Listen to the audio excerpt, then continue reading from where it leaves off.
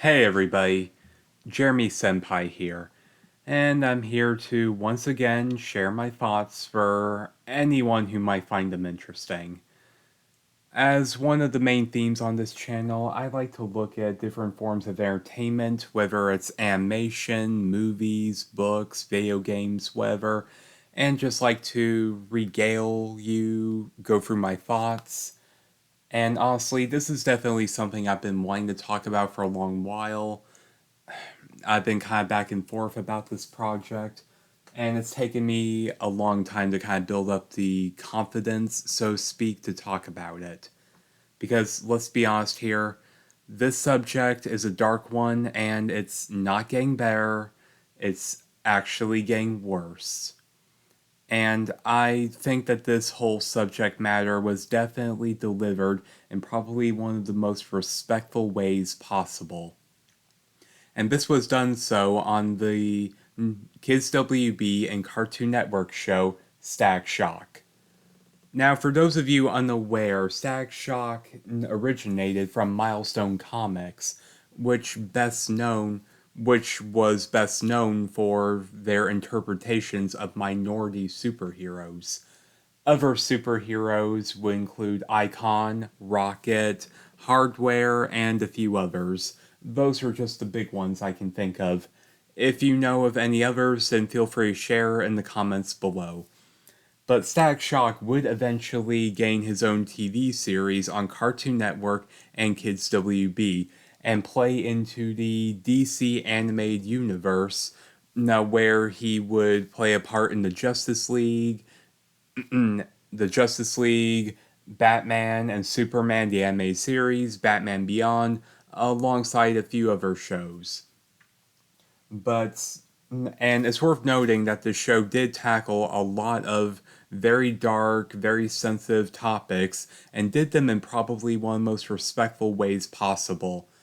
When it comes to Static Shock and Hey Arnold, I will look for any excuse under the sun to praise these shows, because sadly, shows like those will probably never be made again, especially not addressing the very real subject matter.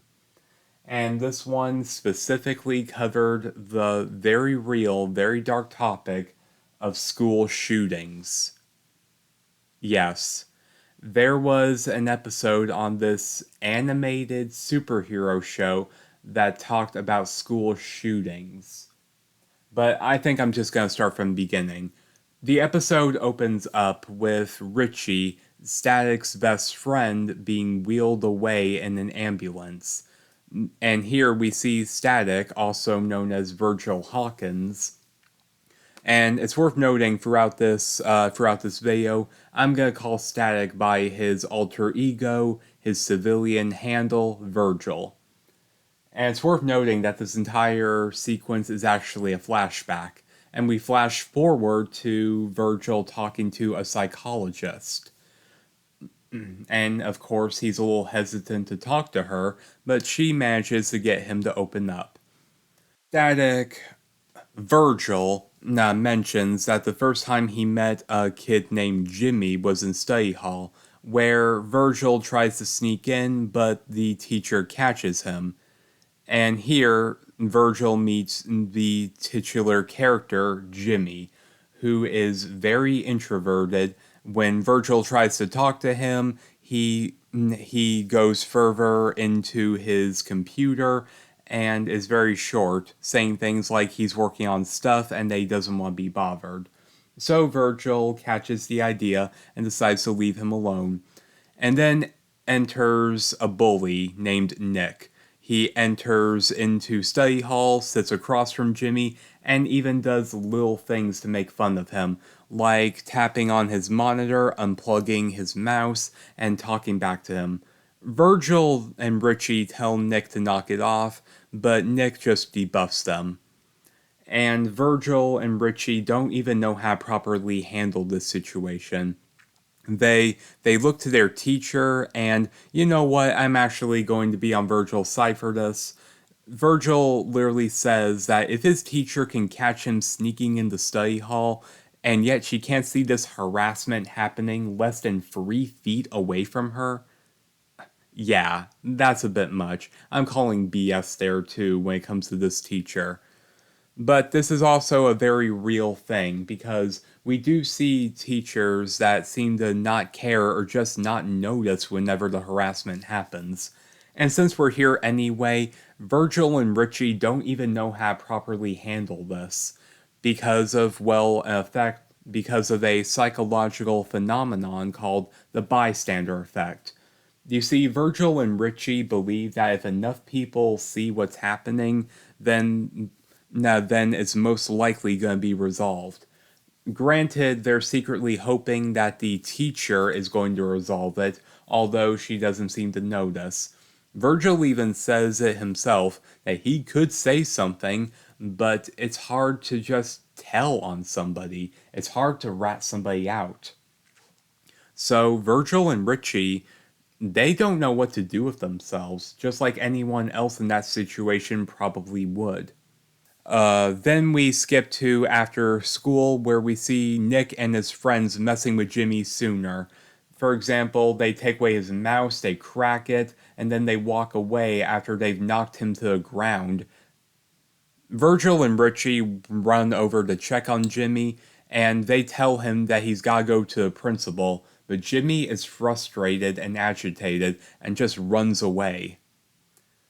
Virgil does go on to say that he just felt bad about what happened, so he and Richie decide to pay a visit to Jimmy the next day, giving him his giving him his sister's old computer mouse in order to make up for the one that got destroyed. Jimmy is a little hesitant, but Virgil and Richie invite themselves in. And just as they're coming in, they catch Jimmy's mom as she's making her way out, probably to run a few errands. And she, of course, happily greets them, while Jimmy is, of course, a bit on the fence about them being there. After Virgil and Richie go up the stairs, his mom does whisper to him, "Try not to scare them away." This actually says a lot about Jimmy, the fact that that he is in a sense a loner, and of course is very awkward around people. That the bullying part is only one part of it, and because he is awkward and a bit standoffish, he of course is an easy target for these bullies. Now, while Virgil and Richie have been on the receiving end of some bullies, Nick and his friends don't go after Virgil and Richie. No, they go after Jimmy because, of course, he's the least likely to fight back or report them. He's painfully introverted. He's awkward. He's an outsider. And after Virgil and Richie make it to Jimmy's room, we see that they actually have a lot in common. Jimmy has a knack and a passion for fantasy and science fiction, which of course Virgil and Richie are as well. And however, things take a bit of a dark turn when Jimmy casually mentions that he can show them his dad's gun. Virgil, of course, is taken aback by this because he hates guns. In fact, they even addressed this in episode 1, where Virgil's mother died because of gang violence, died because of gang fire. So Virgil, of course, has every reason in the world to hate guns. He says that it was an accident, but he's so caught off guard that he just storms out, and Richie, of course, goes with him. Virgil tells the psychologist that he felt like a big chicken because he walked away from seeing Jimmy's dad's gun. But no, the psychologist tells him that it was the right move to take because hundreds, thousands of kids are killed usually by a family's handgun. So, yeah, and Virgil was very valid in this because there was a gun involved. And of course, their kids messing around with a firearm when they may or may not know how to use it. So yes, Virgil made the right call walking away from the situation in the first place. But it's worth noting that Jimmy does apologize the next day and even starts to spend time with Richie and Virgil. Now, it's worth noting that even we cut to the community center where Virgil's dad works as a social worker. We see Virgil and Richie playing basketball, but Jimmy, of course, is just sitting on the bleachers, typing away on his computer. It's worth noting that Virgil and Richie aren't trying to change Jimmy, but instead they're trying to give him a more positive outlook, a more positive interaction. So they are trying to turn him on to a few different things. And then in enters Frida, a friend to Virgil and Richie, who says that Virgil's dad has approved of them using the community center for their big Halloween haunted house. And and everybody ends up helping. Jimmy especially really got into it. Virgil said himself that he was creative, that he had a knack for making spooky stuff. And here we see Jimmy thrive. He's in his own little world, creating a maze, creating special effects and light effects. So, yeah, he's smart, he's creative. He has a mind all his own when it comes to making scary things. And there are a few hints here and there that Jimmy, of course, does have a crush on Frida, especially given how Frida is so outwards and extroverted. So, of course, now she accepts all the help and is shown to be very friendly to him. And Jimmy, being the standoffish kid that he is, of course, could misinterpret those feelings.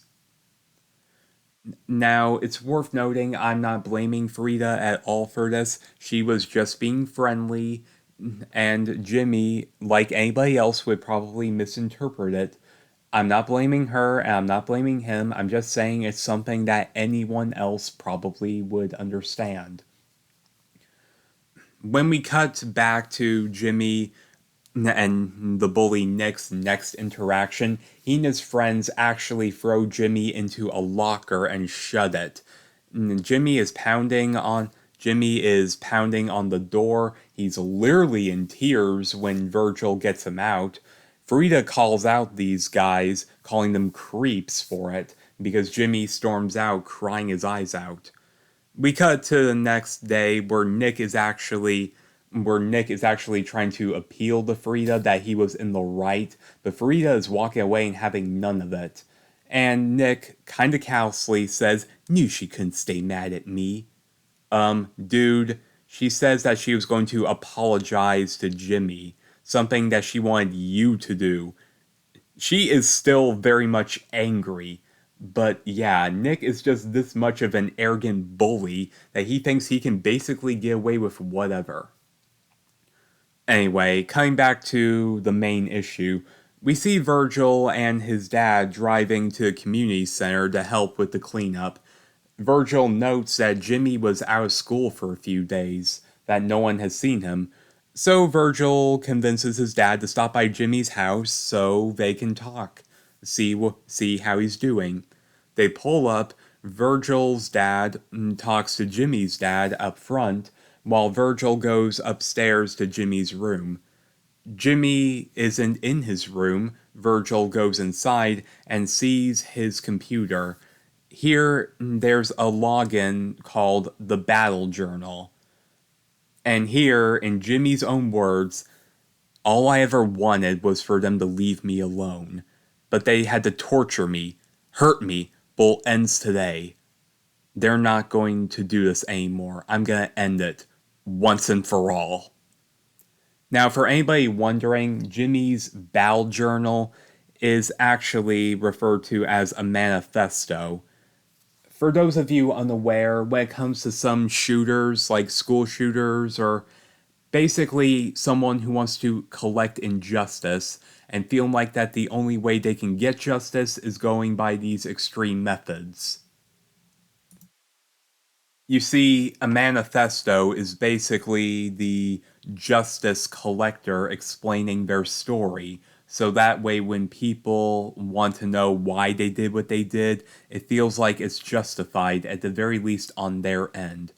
For example, the Columbine shooters actually had a manifesto of them being envious of the popular kids, of the jocks. So they shared their disdain in their manifesto. And this is kind of no different. Jimmy is sharing his pain. He's sharing that he wanted to be left alone. He didn't want to be hurt or messed with anymore. So he's sharing that he feels like he had no choice. Virgil storms down the staircase and tells both the dads what's going on. Jimmy's dad looks at the computer and understandably he's shocked, saying things like, he doesn't mean it, he would never. But Virgil's dad, a social worker who does talk to troubled kids and puts in his experience. Your son is depressed, Mr. Osgood. I work with kids and you can't ignore this. He needs help. And I just want to say that Virgil's dad, Robert Hawkins, he is easily one of my favorite characters. He's so supportive of his son, and he sees this horrible situation, and he already knows what to do. He can already read the signs. Robert Hawkins is a social worker. He talks to troubled kids every single day, so he knows the signs when he sees one. And then Virgil tells both the dads that Jimmy knows where he can get a gun. Jimmy's dad checks, only see that it's gone. Robert, of course, berates Jimmy's dad. What were you thinking, having a handgun in the house where a kid could get to it? And then Virgil tells both the dads that Nick and those other kids were probably the community center. Virgil's dad acts quickly. He's driving down there, but tells Jimmy's dad to call the police right away. Virgil is about to join his father going to the community center, but he is in no mood to talk. He tells Virgil to go home and that he'll talk to him soon. Virgil, of course, being a superhero, can't stand by and do nothing. And now we cut to the climax of the episode. Jimmy walks into the community center. Nick and his buddies make a few shots at him, and then Jimmy pulls the gun out, and the whole mood changes. Nick is scared stiff. He's saying, "Okay, stop. That's not funny." And Jimmy shoots. Poor choice of words. Jimmy talks back. Lots of things aren't funny. Breaking my computer wasn't funny. Shoving me in a locker wasn't funny. And Nick even tries to defend it a bit. You're right. I'm sorry. And Jimmy says, "No, you're not." And yeah, Jimmy does have a point. Nick is only apologizing because there's an actual threat now. He's handling this the way any kid would, thinking that if he apologizes enough, everything will just go back to the way it was before. But no, it's not going to. At least not this time. I mean, Nick is a bully, but at the same time, he's a dumb kid. I'm not defending his actions. I'm saying at the same time, he's a stupid kid who doesn't seem to understand his actions have consequences. And the consequences are literally staring at him from a barrel. Richie and Frida try to talk Jimmy down. Richie makes some very good points, telling him, "You're angry about this now, but next week it won't even matter. Don't ruin your whole life over this." And here we see Jimmy is shaken up, he's crying. He is confused and angry. Yeah, he doesn't want to do this either. He just felt like there was no other way for him to get his point across. So he starts to lower the gun, and then Nick's idiot friends decide to charge him, and the gun goes off in the struggle, hitting Richie. Thankfully, it only hits Richie in the leg, but he does fall over, hurled in pain. And then Virgil, as Static, comes in after the fact. He's checking on Richie, while Jimmy, who doesn't have the gun anymore, he's crying, saying how he can't believe this is happening, and he's held in the corner. Okay, there is a lot to digest from this. We see from Jimmy's reaction that he didn't want to do this in the first place. He felt like this was his only option. And I just want to point out, I like the idea that static didn't just fly in and everything was resolved. Because there would be no real consequences if that were the case. If the superhero just flew in and saved the day like it never happened. Because sadly, there aren't any superheroes in real life that can stop school shootings.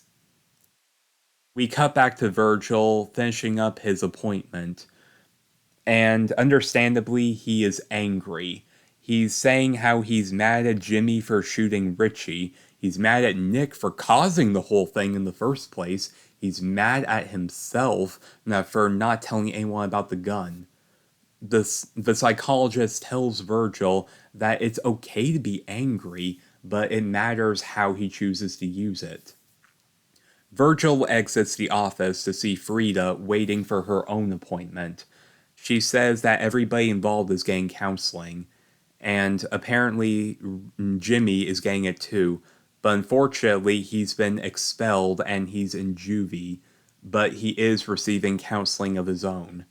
And then we see Nick and his parents exiting the principal's office. We see Nick looking horribly disappointed, and his parents, very rightfully, are angry at him as they're exiting. And apparently, Nick and his friends are suspended and they'll have to do community service. And it's worth noting that a lot of people feel like Nick got off easy. And you know what? I have to agree. But sadly, this is also what happens in real life. Yes, Nick was the one that caused the entire thing. He's the one who bullied Jimmy. But sadly, Jimmy is the one who brought the gun in the first place. So, yes, we have the quote unquote victim receiving the worst punishment, while the abuser now walks away mostly scot free. But in cases like these where the bully is outed, sadly this sort of thing will follow them for the rest of their lives. In preparation for this video, I've gone on a lot of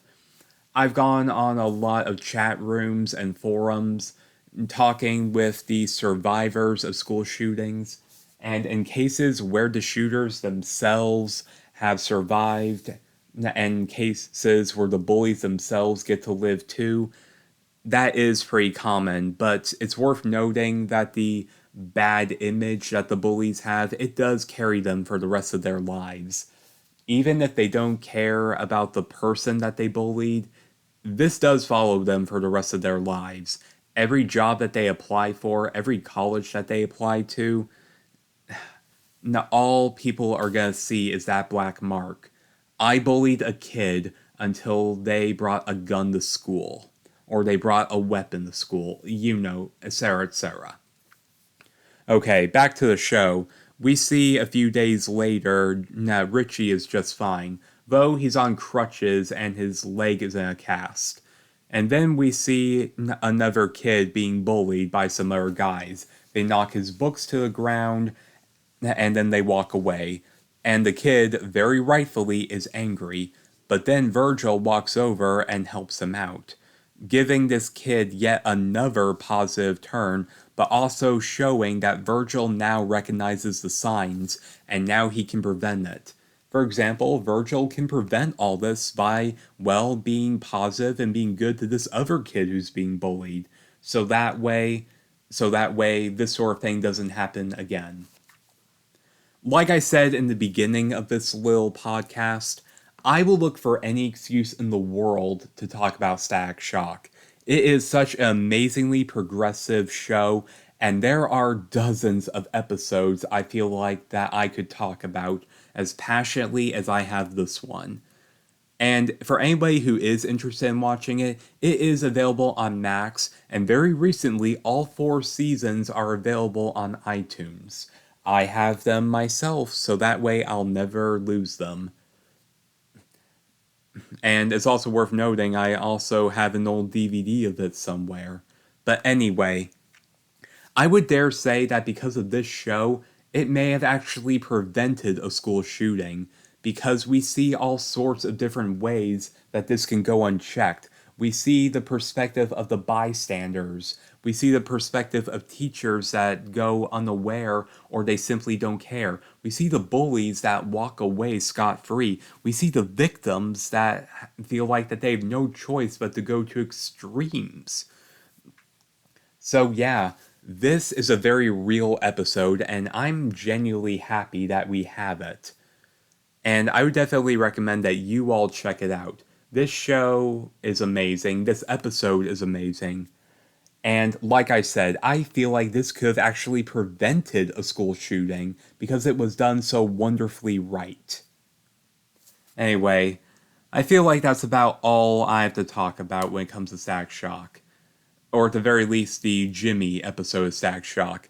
But feel free to let me know in the comments below. If there's a specific episode of a show that you want me to talk about, then let me know. But for now, this is Jeremy Senpai, signing off. Till next time!